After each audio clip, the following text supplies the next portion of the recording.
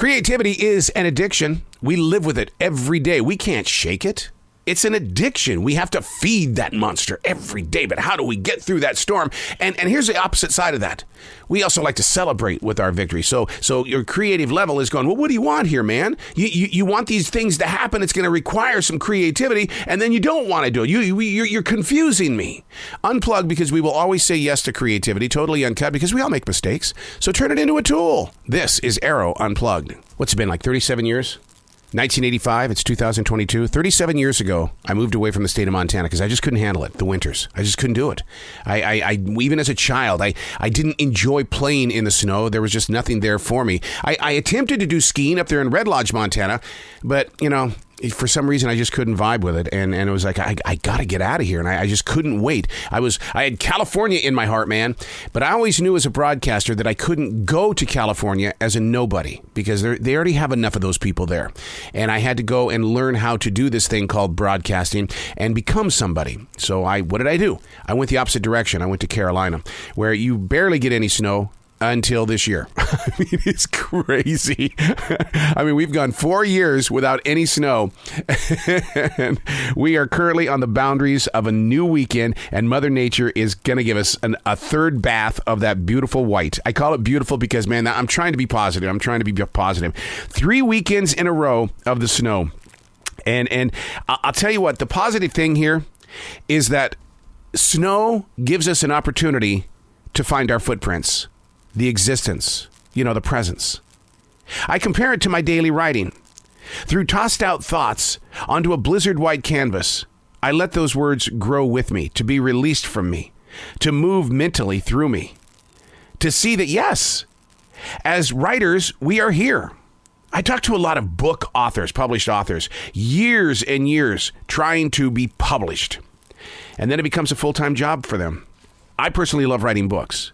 But as an author, I don't get any of that time back. I wasn't disciplined enough to treat it like a job, to know what hours are only available. And there could be no overtime ever when you're a published author. I've since changed. My daily writing has fine-tuned the layouts of expression. Be here, don't be there. Footprints in the snow, a presence. The beauty of allowing yourself to think.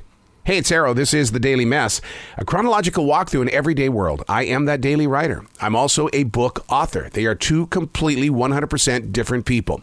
But as a daily writer, I document life as it's moving through us.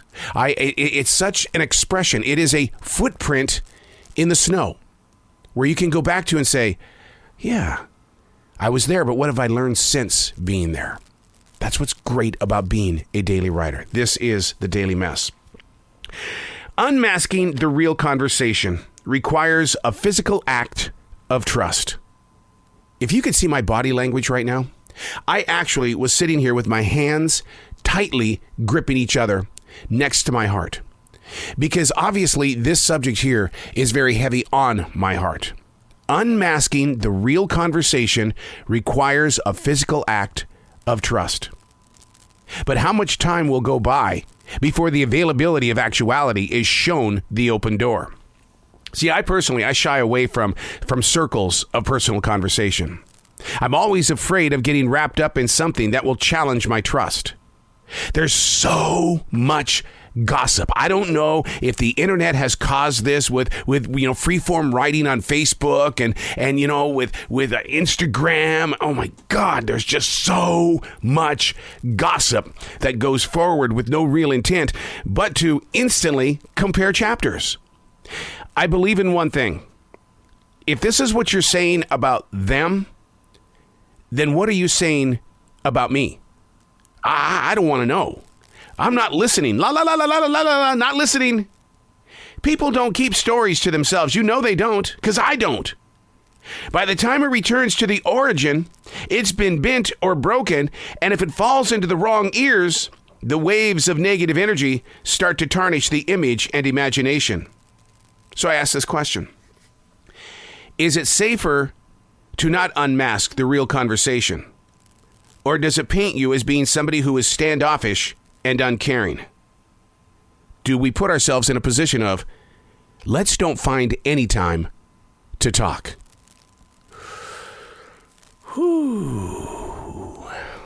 We could sit here and make sounds all day. That's a tough question to deal with because a lot of us do like to talk. And I don't like to get mixed up in something because I don't want to have fingers pointed at me that says, well, he was with them when they were talking about it. Oh my God. How? Why? I was just passing by.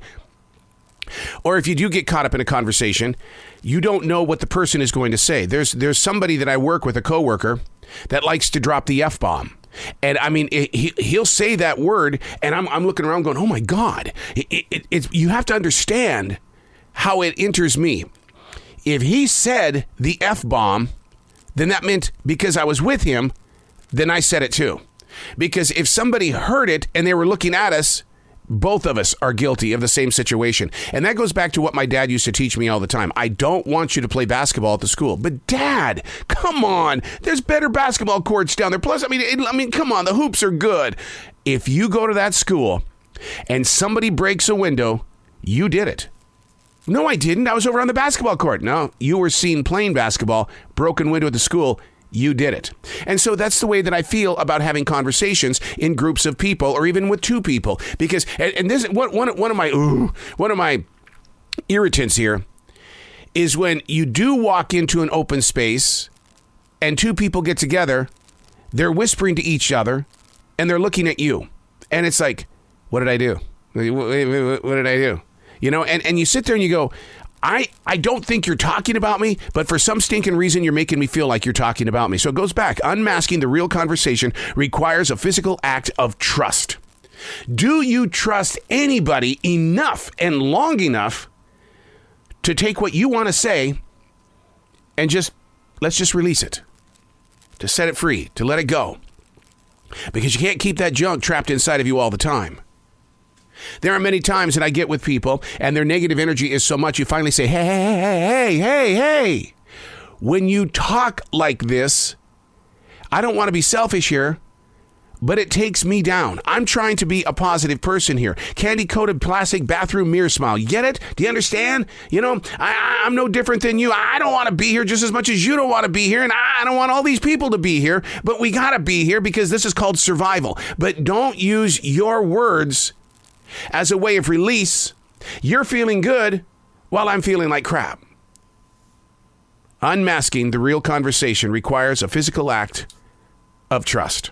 But the final question in the whole thing was, the image and the imagination, they're at risk at all times. Real conversations. Does it paint you as being a standoffish or uncaring person? And if it does, I have no time to talk. I'm Arroe, and that's The Daily Mess.